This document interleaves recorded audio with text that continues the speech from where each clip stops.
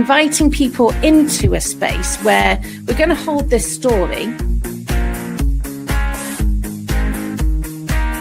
Love your art.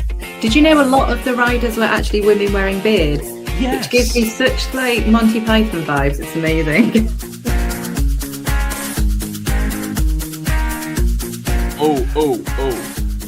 What if Muppets did the Easter story?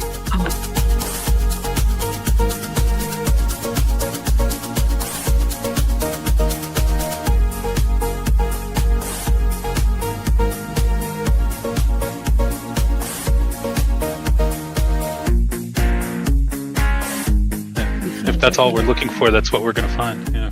I'm looking for pie.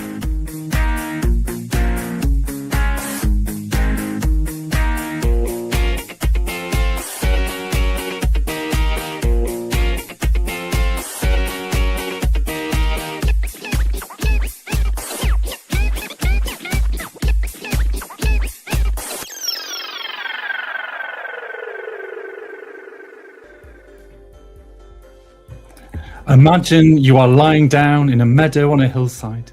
Clear skies all above, long grass swaying in the breeze all around you. And quietly at first, you hear a bell clanging softly, then louder and louder and louder, and almost deafening, until suddenly there's a cow's moist nose looming above your own, with a little bit of slobber dribbling, dangling slightly, and then it moos. Welcome to the Cow's Moo of live streams and podcasts, and a very dairy-full filled episode of Faith and Geekery. My name is Mark, and this is Becca. and this is Tom.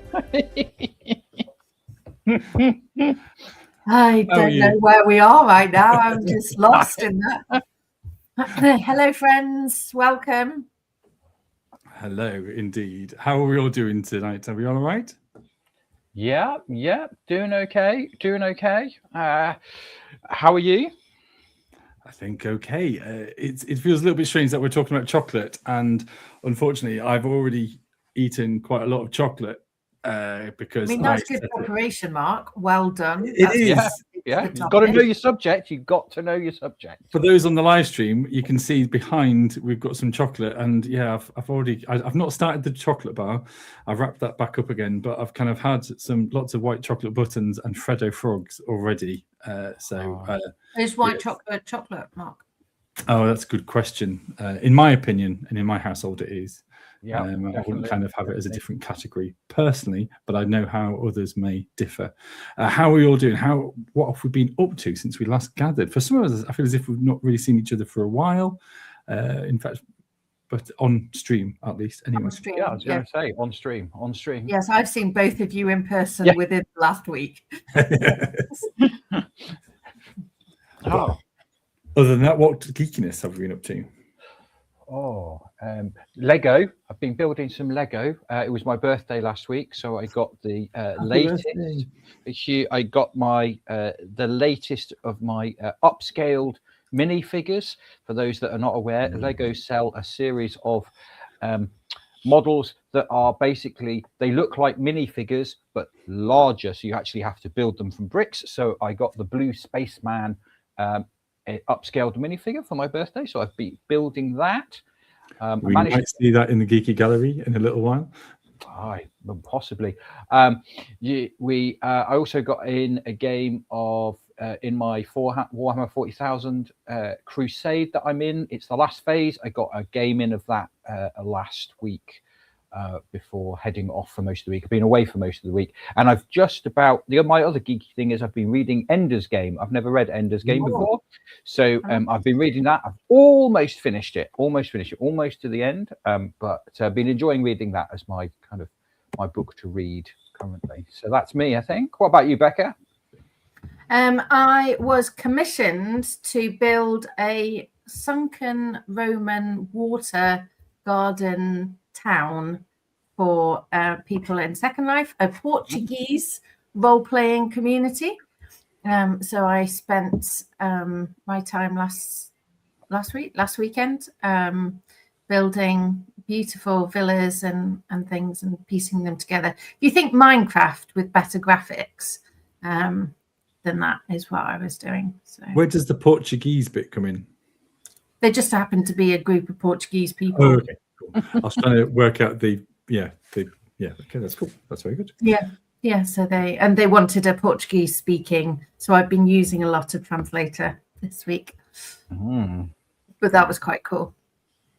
Very good. Yeah. For me, I have been looking after my chickens, and again, you might see a picture or two on that on the Geeky Gallery, where I have been. The chicks are now kind of young hens and potentially cockerels. Let's not go down that avenue.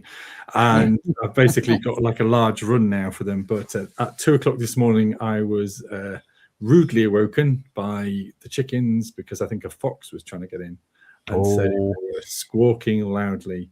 But I managed to go down, check on them. They were absolutely fine. Fox didn't get in, but they were just a bit spooked. I've been trying to just leave them in their hut without closing the door because they like to get up early and out and about, really. But I do wonder whether I just need to, for the sake of their sanity, but is that kind a of little job? automatic door. Well, it's an old-fashioned igloo, so you've got to manually open it and close it. But I don't know. I'll have to see. But I've also been 3D printing, and that has been a larger build, and I will kind of reveal a bit more of that in the coming weeks. But it's as a birthday present for someone, and it might be cosplay related, which is kind of giving it away for somebody. The other thing, I've been watching plenty of murder mysteries as well, and apologies for was it last week or the week before when Tim and Jenny were talking about Death in Paradise and things, and they're both going, "We don't watch this. We haven't got a clue what kind of series has been renewed or otherwise." That's my algorithm for you, because I do watch a lot of that, and I've been making my way through those, Beyond Paradise, Death Valley as back for a second series, and things like that. So I've been working my way through those, which, to be honest, they're like Sunday afternoon, evening kind of viewing.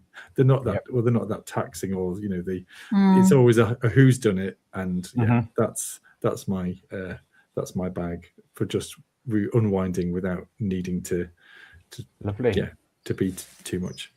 That's what I watch. Criminal Minds. I'm binge watching Criminal Minds at the moment. Nice. I don't know if I've seen that one. It's FBI. Oh, cool. And serial killers.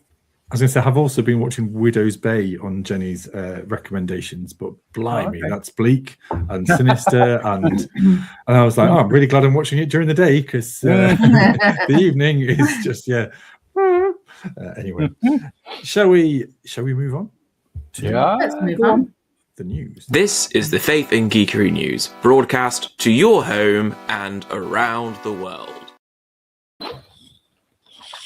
In our geeky news today, we're dipping into the political world, maybe the religious world, social, but potentially politically.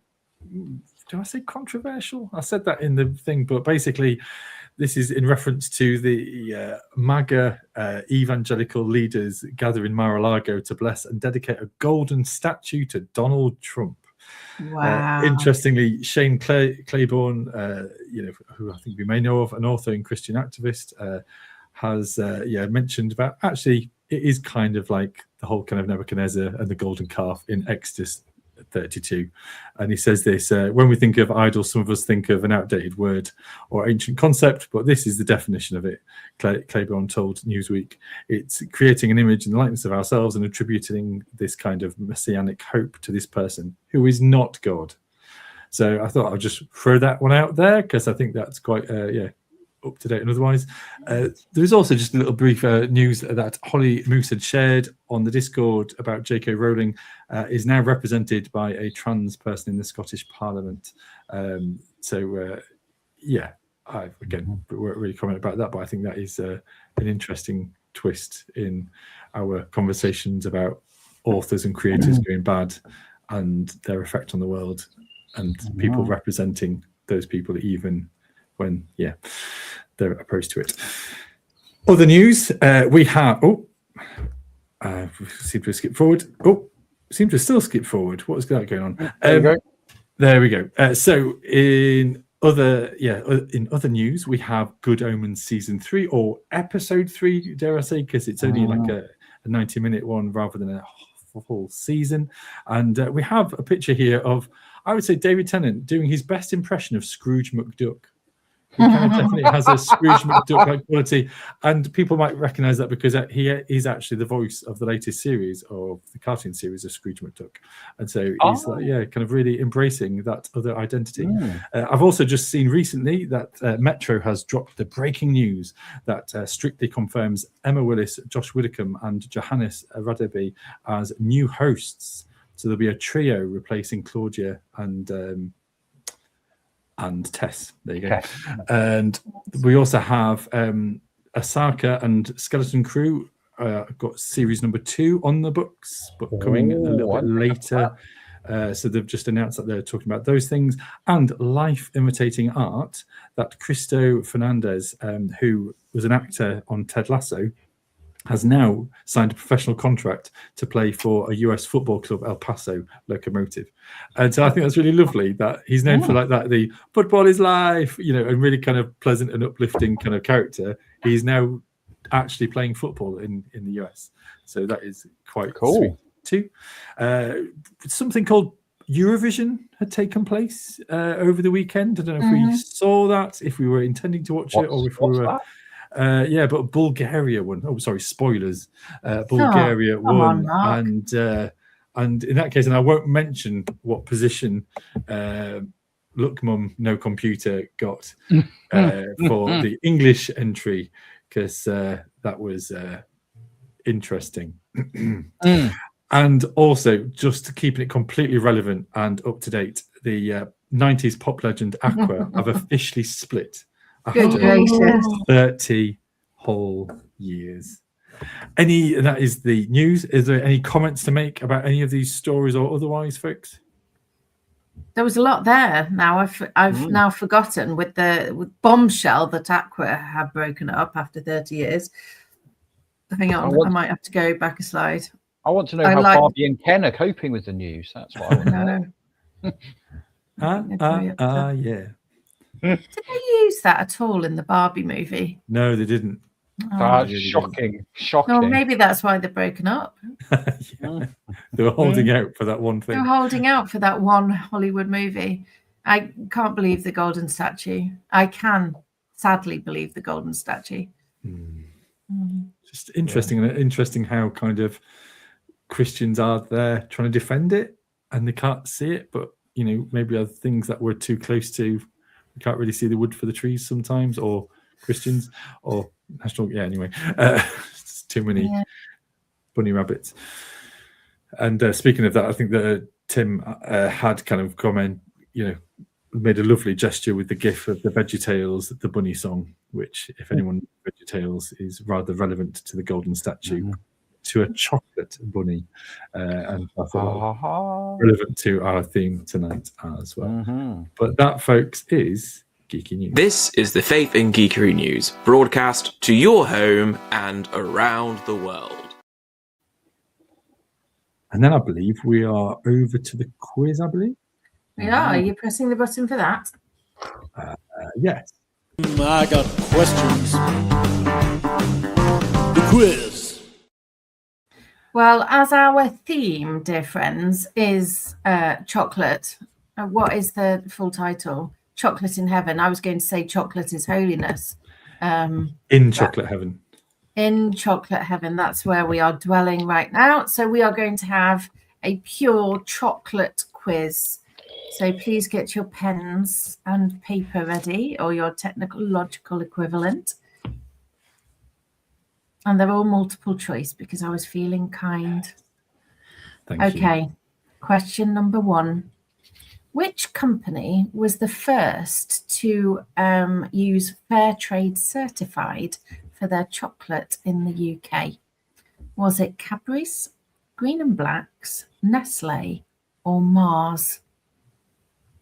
Which company was the first to be certified fair trade for their chocolate in the UK? Cadbury's, Green and Black's, Nestle, or Mars? I feel it's like kind of Sunday school where you've got that Jesus is the answer, but you kind of want to give something else. I'm just going for the Jesus answer. It's Will.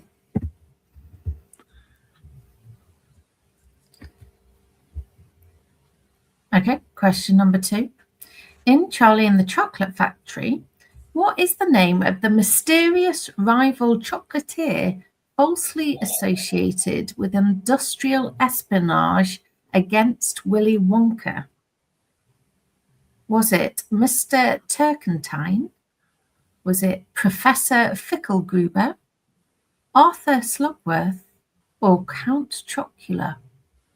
In Charlie and the Chocolate Factory, what is the actual name of the mysterious rival chocolatier falsely associated with industrial espionage against Willy Wonka? Mr. Turkentine, Professor Fickelgruber, Arthur Slugworth, or Count Chocula? Are we good to go? Question number 3. Cocoa beans grow best within what geographical area, often called cocoa belt?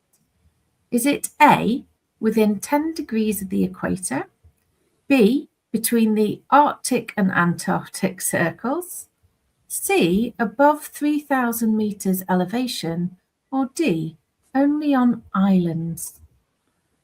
Where do cocoa beans grow best, on which geographical region, often called the cocoa belt?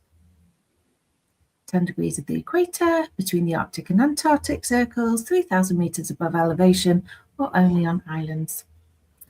Question number 4. What percentage cocoa solids must contain? What percentage of cocoa solids must chocolate contain in the UK and EU to legally be called dark chocolate? Is it A, at least 20%, B, at least 35%, C, at least 50%, or D, at least 70%? What percentage cocoa solids must chocolate contain to legally be called dark chocolate? And question number 5. Which ancient civilization is believed to have first consumed cacao as a bitter ceremonial drink? Was it A, the Romans, B, Vikings, C, Mayans, or D, Persians? Which ancient civilization is believed to have first consumed cacao as a bitter ceremonial drink? Everybody okay? Yeah. Okay. Question number 1. The company to first have their chocolate certified as fair trade in the UK was Green and Blacks. Yay! In Charlie Sometimes and it's right to go for the Jesus answer. Go for the Jesus answer. In Charlie and the Chocolate Factory, the name of the mysterious rival chocolatier who was falsely associated with industrial espionage was Arthur Slugworth, commonly known as just Slugworth, who was actually working for Willy Wonka himself. Spoilers. Sorry. Question number 3. Beans are best grown within 10 degrees of the equator. Fantastic.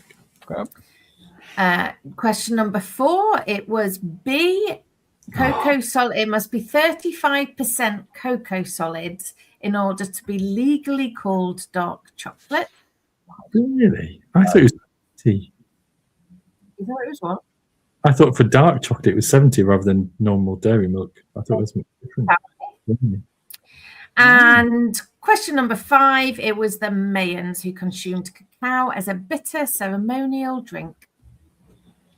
There you go. And that was the quiz. How did you do, gentlemen? I got 4 out of 5. Yeah, 4 out of 5. I did, as I put the 70% down for the I did think it's the legal thing. I suspect that there are other legal things to do with whether you can call it dark chocolate, and therefore you can call it dark chocolate even. Whereas if you attempted, I suspect, in, say, France to sell chocolate as dark chocolate, and it didn't have anything less than 70% cocoa solids, they'd tell you to run away very quickly. But there was something in me that was like, I've got this feeling it's not going to be 70%, but I can't. I just cannot comprehend of dark chocolate that isn't like at least 70%. I feel as if I've seen it somewhere on someone's branding, whether it's green and blacks, to kind of go, this has got at least 70%. And so that's where in my head I was like, dark 70% or whatever. Because they Other do chocolate brands are available. They do one that's a dark milk. Which gives you, and because I had that, I was thinking, okay, so there's dark, and then presumably the reason they call it dark milk is because it's dark, but it's still milkier than dark. Therefore, it's I thought that was a Cadbury's product, dark milk. I think they do it as well. So I think they do a darker, like dairy milk, but slightly dairy milk darker.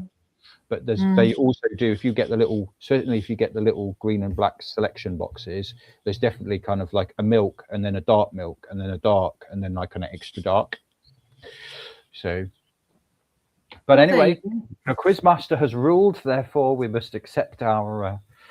I got questions. The quiz. So tonight we are talking about in chocolate heaven. So whether that is kind of something that you like to dabble with or kind of enjoy on certain seasons, tonight we are talking about this lovely thing called chocolate. I want to start off by asking, are we fans of chocolate? Are we people who like to put chocolate in the fridge or just in a kind of cupboard or other? There's multiple questions there, Mark. Which is your preferred question to start with? Well, first of all, do you like chocolate? Yes. Yes. Good. Next question. Do you like? It's like a quiz. Do you like to put your chocolate in a fridge to cool it down, or are you kind of a room temperature kind of person? Room temperature, unless it's like if room temperature is really warm, if it's like high summer or you're in like the tropics or something, then it needs to go in the fridge, because the worst thing is opening a chocolate bar, and as you open it, the chocolate comes away with the wrapper. That's just the worst thing in the world. So sometimes it needs to go in the fridge, but generally it gets kept in the cupboard. Sue says, I'm loving the conversation. Anything to do with chocolate, I'm in any day, anytime. Absolutely. Well, then this is it, because for me, I do realize I think I do eat too much chocolate. And for me, chocolate is a reward. It is also a comfort. And so when I'm watching my murder mysteries and or films or other TV, I will always be tempted just to kind of go, oh, I could just do with a little something, just to, even if I am full or otherwise, that'll be just like, just treat myself. It's interesting. I will admit to going for what the Americans would call candy, so Haribo's, other kinds of soft sweets and things. If I just need if I'm craving kind of just sitting on the sofa and eating through something sweet while I'm watching TV, it tends to be sweeties that I go for.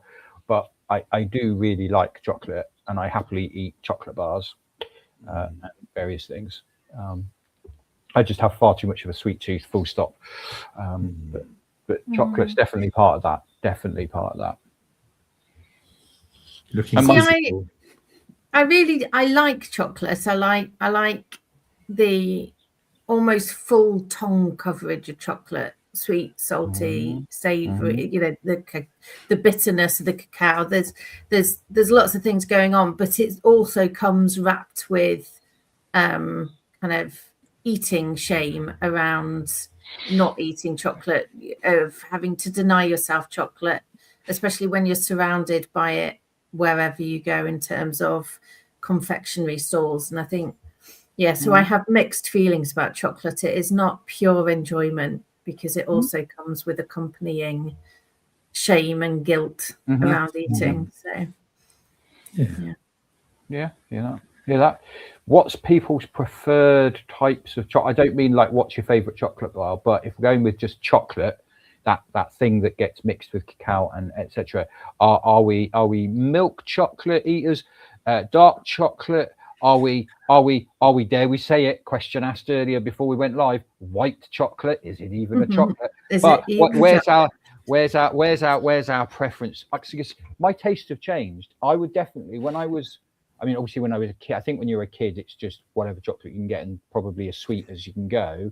When I was slightly older, so my late teens and 20s, we'd been to France a lot. I got very used to kind of French dark chocolate, and I really liked it as bitter and as almost solidly cocoa fat solids as you could get. Whereas now, I think I'm back to kind of preferring a good milk chocolate.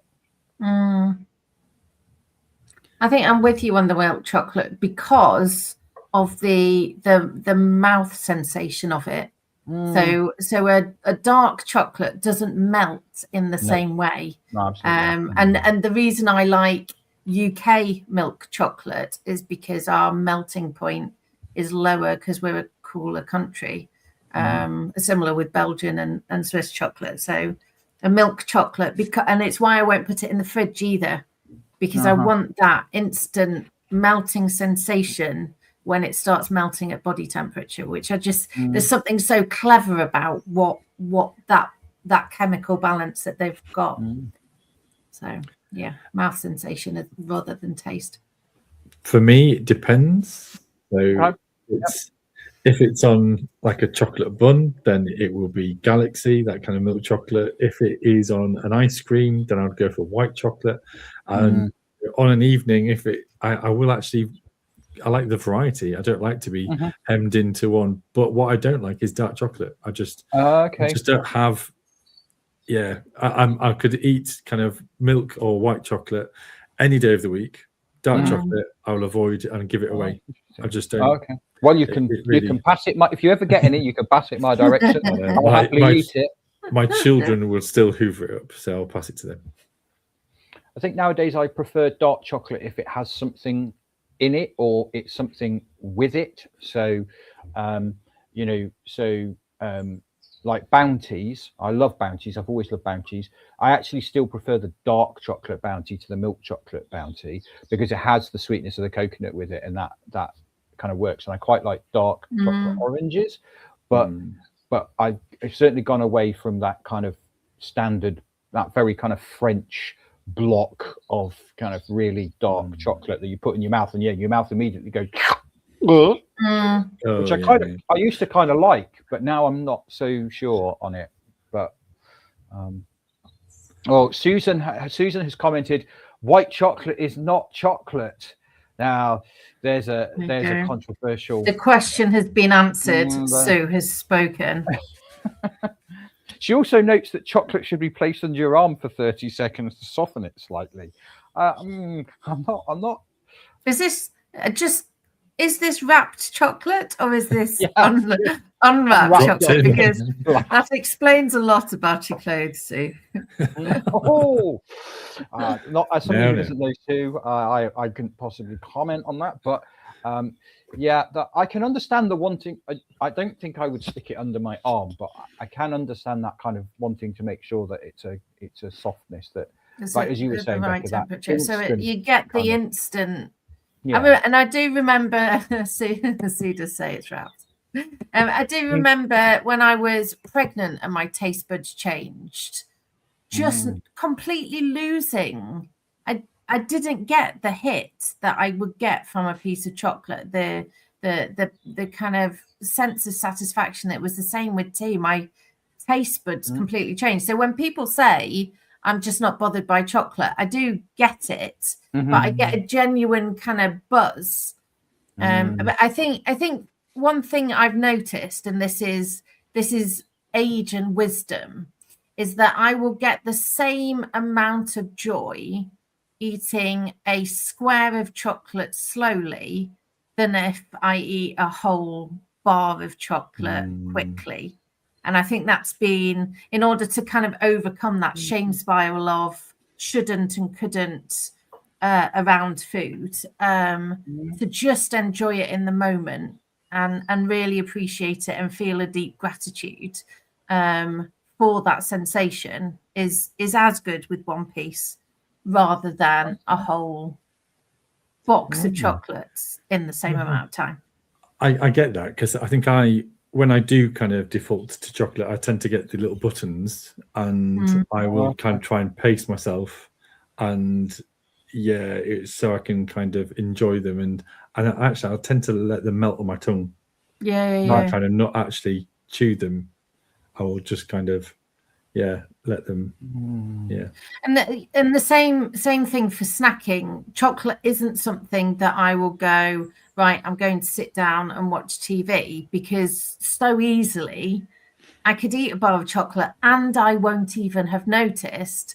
It's just been a way to keep my hands occupied. Well, as you might see in the Geeky Gallery, I do that without calories using a phone game. And I think chocolate, I feel like chocolate should be honoured in the same way that I try and honour. Well, a little bit. I mean, the danger is that chocolate, even if we don't enter into the kind of the discomfort of the chocolate trade globally, if it was just about nutritional benefits, chocolate, we don't need chocolate for our body's nutrition. However, I think our minds and our mouth tummies, that's a new way of understanding it, the sensation of hunger that comes from our mouths rather than our stomachs and our bodily needs.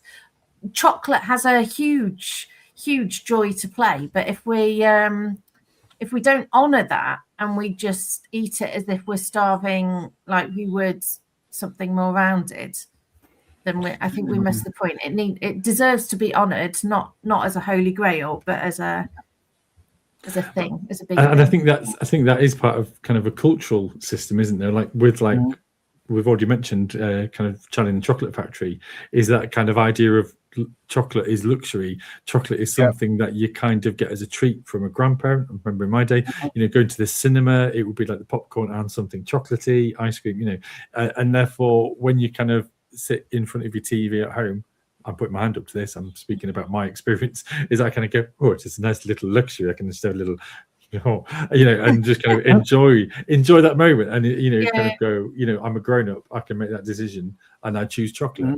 And actually, we maybe need to be a bit more kind of critical, especially as you kind of alluded to, where the price of cocoa beans is really high. We've kind of got chocolate companies changing recipes to kind of what is it, shrinkflation? No, not shrinkflation. Shrinkflation. But also it's just where they change the recipe to make it I can't remember the exact phrase that we use for that, or the terms, should I say, but it's is that where they use less cocoa in order to keep the price simpler?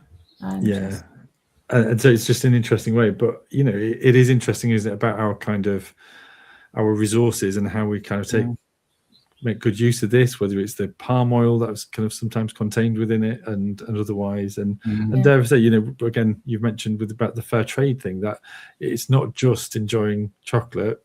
There is actually a worldly impact of so many of us enjoying chocolate, and therefore actually if we held it as more of a reward and an experience to be something to be reverent over, is there is it, and it doesn't have to be you're lighting your candles and you're going to a place that you find holy and peaceful, but the slow practice, slower consumption that we need to do, not just in chocolate, with our clothing, with our technology, with everything, that if we just practice that slower consumption, I would be a lot lighter. But also, I think the effort that has gone into growing the cacao, that it honors the whole production line in beautiful ways. We're not hungry that we need to, like Charlie first eats that first chocolate bar because he's so hungry and he's so desperate, and then the next one he I don't know if it's the other way around. Is it the other way around? His second bar of chocolate he just gobbles because he can. Which one's the one where he kind of breaks it open and he kind of shares it? I think that might be the first one where they bought him a bar of chocolate. They share it together.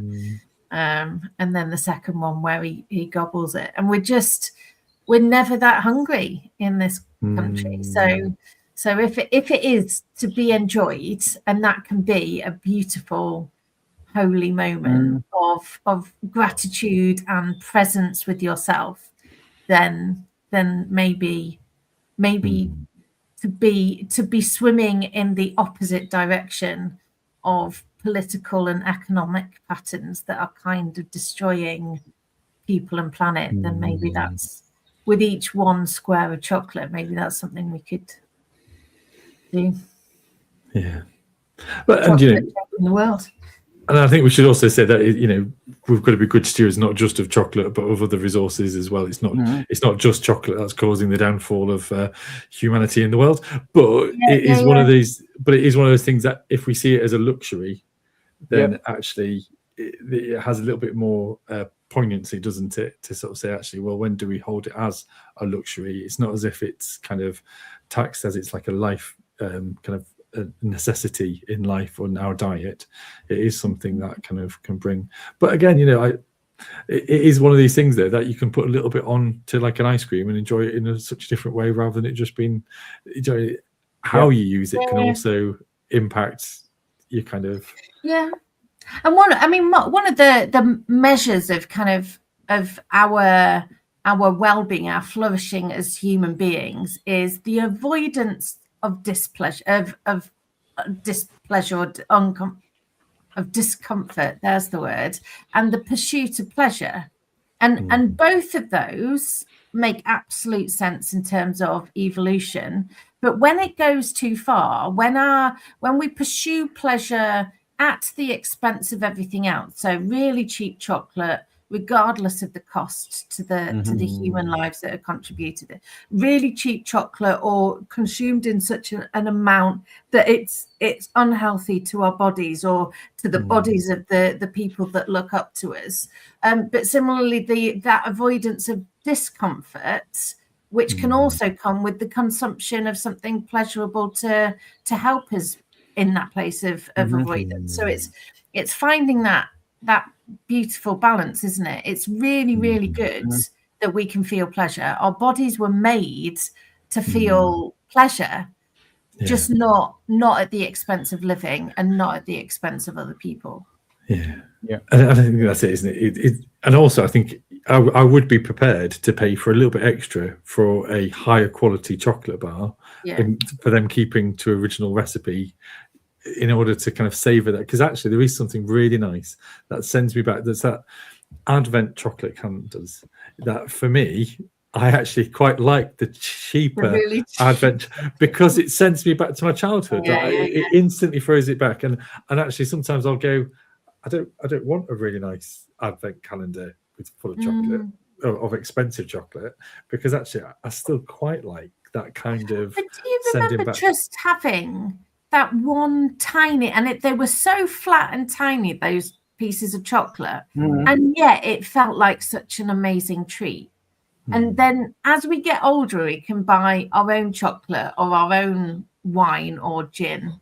This escalated very quickly. But it's that what do I slippery slope, folks. It can be. So what do I need to trigger not total abstinence and punishment because pleasure is bad, but the awareness that my body is good and deserves to be treated accordingly, in the same way the gift that sugar and chocolate and cream that go into it, I'd rather eat just the cream in all of that, remove the cacao and the sugar. That's why I eat fruit salad for the cream. I think I'm always there for the chocolate, because it is, and especially the right chocolate has the right balance, and then I'm completely there for it. But again, I think there is a challenge there to be more precious with it, and to kind of just notice a little bit, and that being a good, liberating, freeing thing, that I can live the life I choose to live, with the choices I choose to make, and to notice, what am I avoiding by eating this massive bar of chocolate, or what am I trying to balance because I'm feeling too tired or unrested or not nurtured or not and just paying attention when I'm reaching for something that en masse isn't nutritional for my body but is delicious for my mouth. I've just had a random idea. I wonder what our life, our kind of how our eating practice would look if we appreciated and kind of savoured the food compared to its food mileage and food processes that goes into it.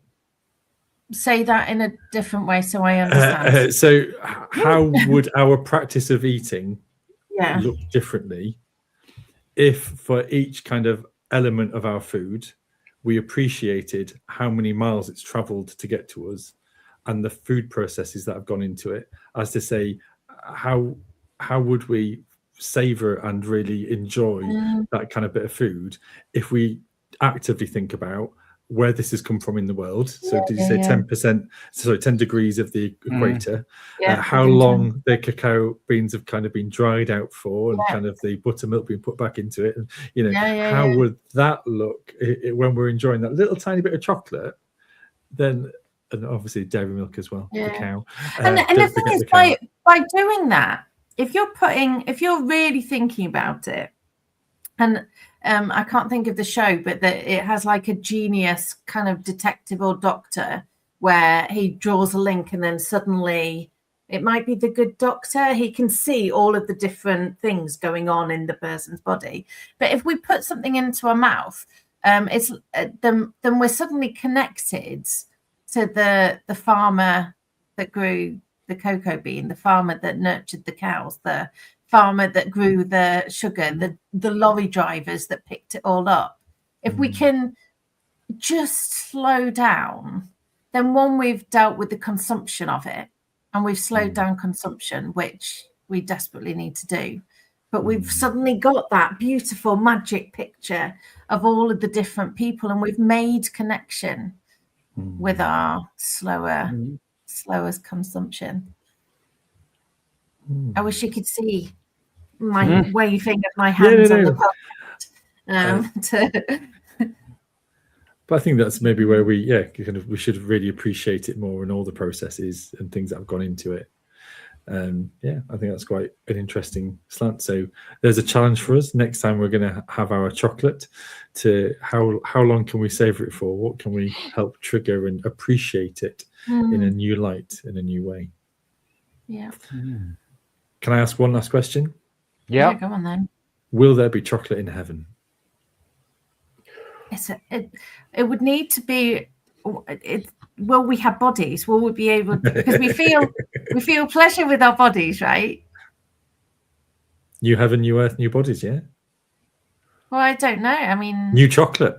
I don't know that there is 100% agreement, is there, within Christian belief, of whether there is a physical resurrection. Do we get taste buds? In which case, will Brussels sprouts taste bitter? I love Brussels sprouts. Will there be discomfort? So do I. If it's pure pleasure, it'll be like having eaten 100 chocolate bars where they don't feel good anymore. I don't know. It's a good question, though. Is it just a completely different format altogether? We go, oh, this isn't chocolate. I mean, I want to be able to look at something beautiful and go, gosh, that is stunning. But without the grey, dreary days where you don't have it, then you won't appreciate. So will heaven also be beautifully sunny and bright and light all the time? Will it also have grey, silvery days that contrast to the bright summer days? I don't know. I think we could have a whole chapter on what we believe about heaven.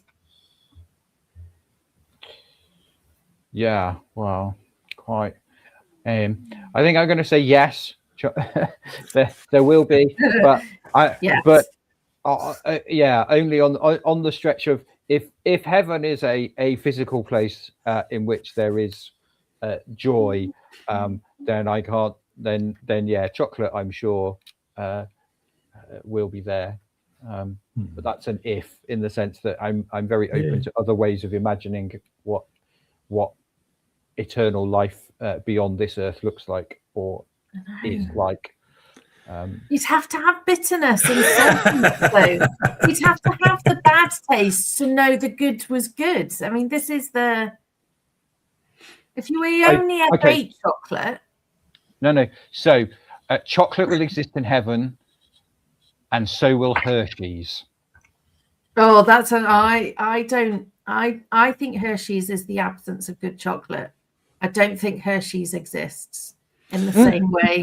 Darkness doesn't exist. So Hershey's is definitely not chocolate. Right. I mean, Hershey's doesn't exist by the same principle. So the conclusion we're getting to is that if heaven has chocolate, then there also needs to be an unpleasant palate cleanser for us to appreciate. Or salads and plain things, and because my joy in chocolate is that it's not the only thing that I eat or feel or do. A moment on the lips, an eternity on the hips. Mark is already auditioning for his marketing career with the heavenly choir. Anyway, so it was just, I don't know, it was just a trivial thing. And I think I was just comparing that idea to, like, you can feel like, heavenly kind of idea of that luxury with chocolate, but then also we flip that to kind of saying, well, actually, would there be chocolate in heaven? Would there be those sort of things? But I guess we would just never know until we get there, and we might, but it will just be in such an insignificance of our earthly quality of luxury and things. We'd hope that heaven would be in a completely different league. And I'll just compare it to, like, when we upgraded to HD TV, is that it's completely different to the old terrestrial kind of 260 lines of analog kind of viewing, that it just is so different that there's no comparison. So why would we want chocolate? But it's also about the relationship with things, isn't it? So so there can be chocolate in heaven, but if there's chocolate in heaven, is there also then making the chocolate? No, but there's also the risk. Yeah, there's that, but there's also the risk that so if there's chocolate in heaven, does that also mean in heaven there are experiences of the young kid who's woken up on Christmas Day to one of those old variety packs that looks like a stocking that has all the different and eaten all the chocolate bars before lunch and being sick, or it happened. Or was all. Or more seriously, the experience of parents having to keep cupboards with physical locks on, because otherwise all the chocolate would be eaten by a teenage child. All the chocolate would be eaten by a teenage child. This feels anecdotal, Tom. Yeah, on that one was me as parent. We had to keep cupboards locked with chocolate in. So, chocolate has its darker side, and I don't just mean in terms of French 75%, 80% cocoa solids. It only has to be 35%. Just a reminder. Chocolate has its darker side, as all nice things do, and therefore, if you put it into heaven, do you run the risk then that somehow, or is the joy of heaven the fact that we have this nice thing called chocolate, but we don't have to worry about either eating too much of it or being. I don't like the idea of heaven being a place of total permissiveness and gluttony. No, well, quite. But then we've lost the desire for having it that much. I mean, that's the. But then, is it so nice? Where's the joy? Yeah, exactly. Oh, it's so complex. But is that because we actually have like an old Roman kind of idea of that kind of Roman view of luxury and kind of lounging and having grapes, poked into our mouths, and that kind of idea of eating to excess, because that is how the kind of you've arrived, haven't you? It's a hierarchy there. Wayne has concluded that chocolate is best straight from the fridge, and then left to. So Wayne is modelling there about bringing it down in temperature so that it takes longer to reach the glorious melting point, and then So you can appreciate it for longer in your mouth. Appreciate it for longer. Maybe that is the lesson for me today. I might go and put my Freddo. I might go and put my Freddo in the fridge to enjoy that a little bit later. Cool. Have we gone as far as we can with chocolate and heaven?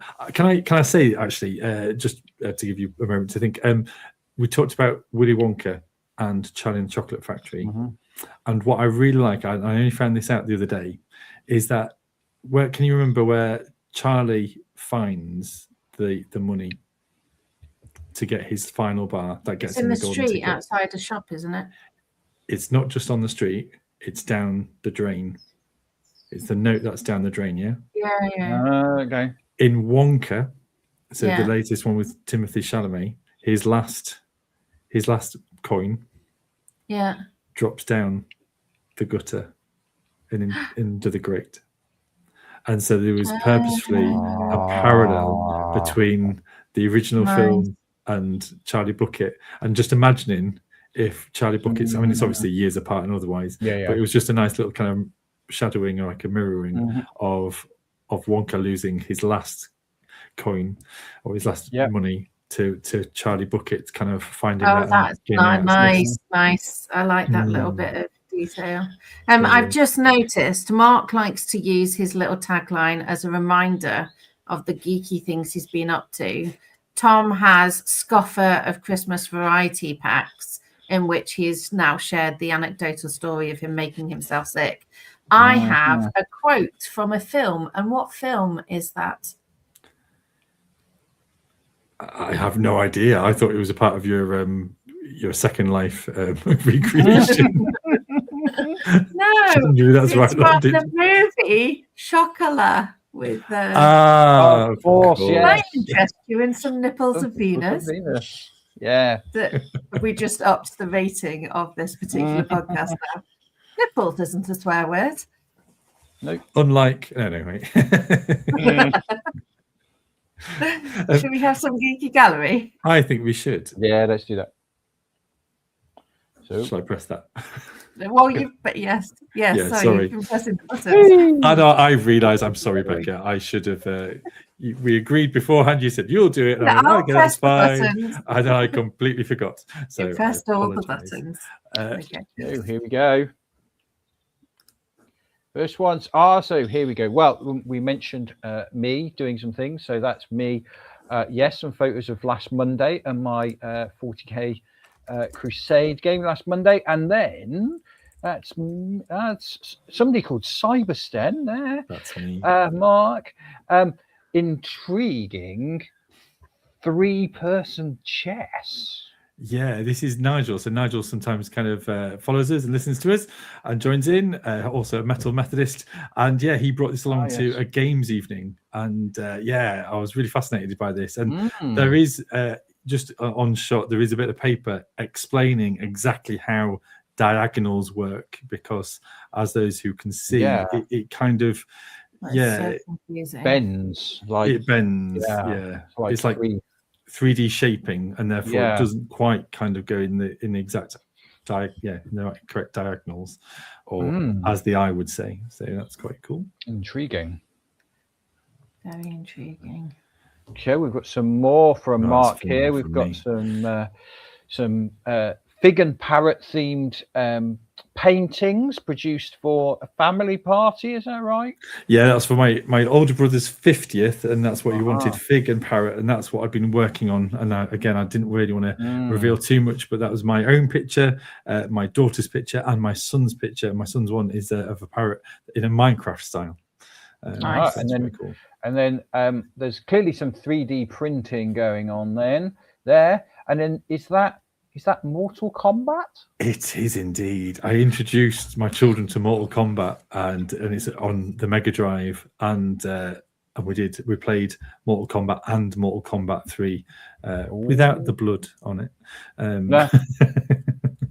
But definitely got a convert in my oldest, because he loves it, and already he's there going, but all these special moves, Dad, how do you remember them all? And I was just kind of went, well, It's muscle memory, son. And that 3D print, I know I'm not asking you to give anything away on the 3D printing, but that is an intriguing. It doesn't look. I'm sure it hasn't. I'm sure it's very deliberate, but it just looks like the 3D printer has just smeared a bunch of what actually looks like chocolate across the printing base, which intriguing. I've actually been on a bit of a journey with my 3D printer because this is for bigger builds, and ever since I replaced my glass bed to a metal magnetic one, so you can kind of basically lift the metal thing off and flex it to release the print. It hasn't been sticking.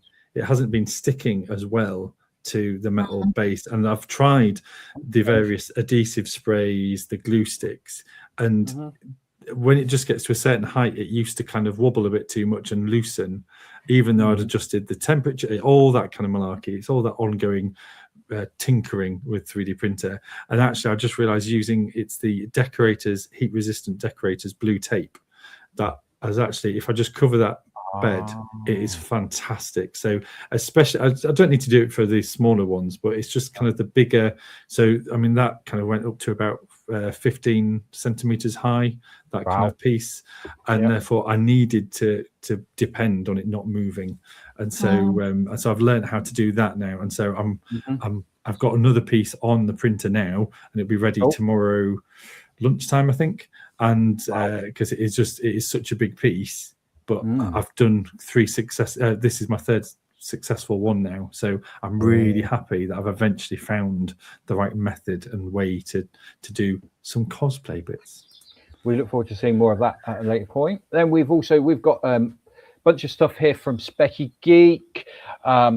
We've got him doing some creative watercolor and showing the kind of joy that you get from expressing yourself creatively when other things aren't going well. He says no skill involved, but was fun playing. Well, I'm not sure I'd say there's no skill involved there. And then we've got a couple of his Warhammer 40,000 models. He's been playing around with some Tyrannid models. He's got a couple of, the debate about what the plural of Carnifex is. That's what those beasts are called. The Carnifexes, Carnifexi, something like that. And some painting as well. Those are looking nice dark grey blue and some purpley pink skin going on there. They're looking very good, very nice. And what are they? Are they still Carnifexes? Those are other types of Tyrannid beasts. Carnifexi. Carnifexi, yeah. I joked on the Discord that it was just 2 mortgages worth, so that's all. Yeah, absolutely. I mean, because it's so expensive. You weren't far off.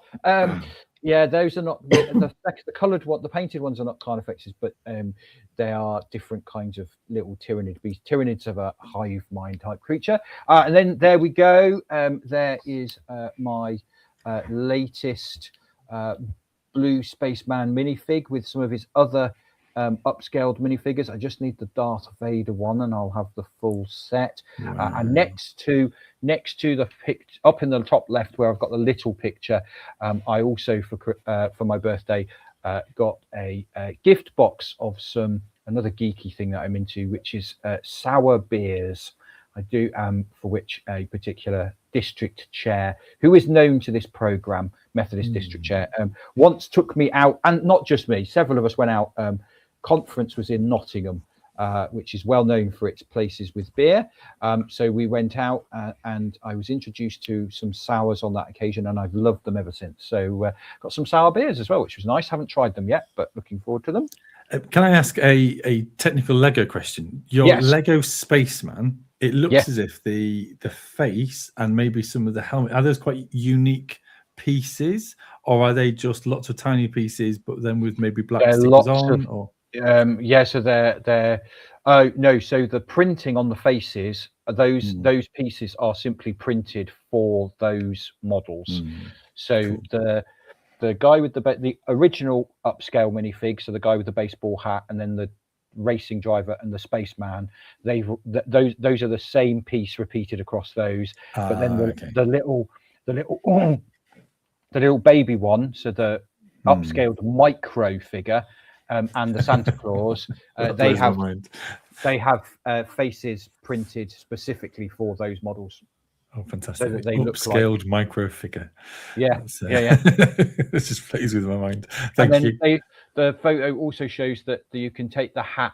The spaceman comes with a little robot model that actually you can take the top of his hat off, and he sits in where his brain would be.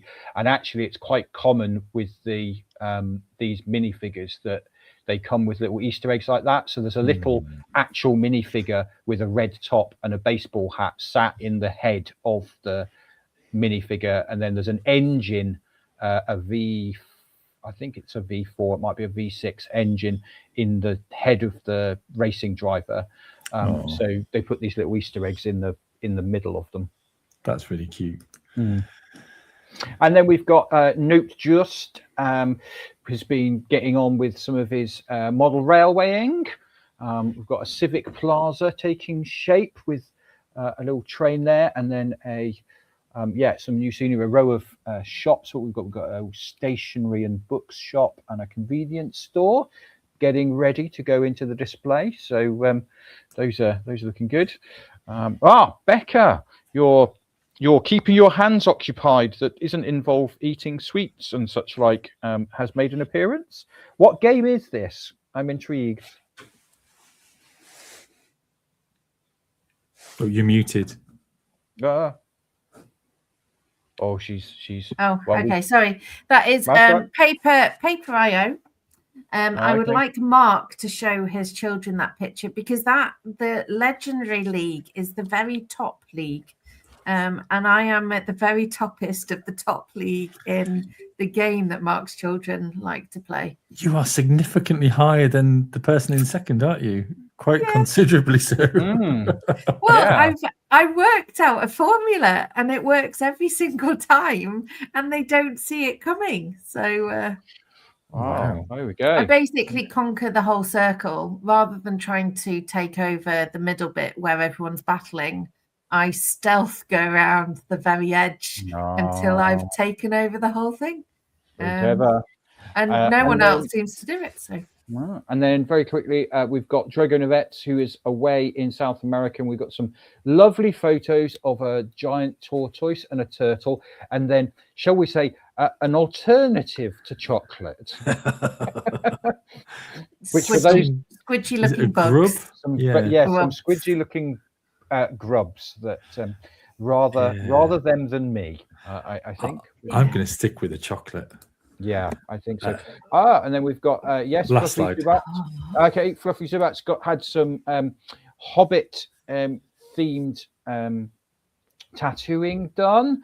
I think you need to know the Hobbit and such like to get the link, but it's some beautiful oak leaves there leading up to a D20. And then finally, as previously mentioned, some chicken. Yes. In their new enclosure, which I'm really glad is fox-proof. Very good, very helpful. I'm sure they are equally glad of that news. And that was a week ago, and they're already a lot bigger. Chickens do that. Absolutely. And that is Geeky Gallery. Woo! We are. Thank you, everybody. And that is the end. And that's also the end. And that is us done. We're signing off. Goodbye. Go away now. Thank you, folks, for tuning in. Remember that you can be part of the conversation on our Discord channel server and such. You can kind of find us on social media and bits and pieces, and obviously listen to us in the usual podcast places as well. So thank you for tuning in. I hope you can enjoy, appreciate, and luxuriate over your chocolate wherever you may place it in between times, whether it's in the fridge under your arm or elsewhere. It's not eaten while under her arm. Anyway, good night, folks. Good evening, and wherever you might be listening to it, goodbye and geek safe. Bye-bye. Bye.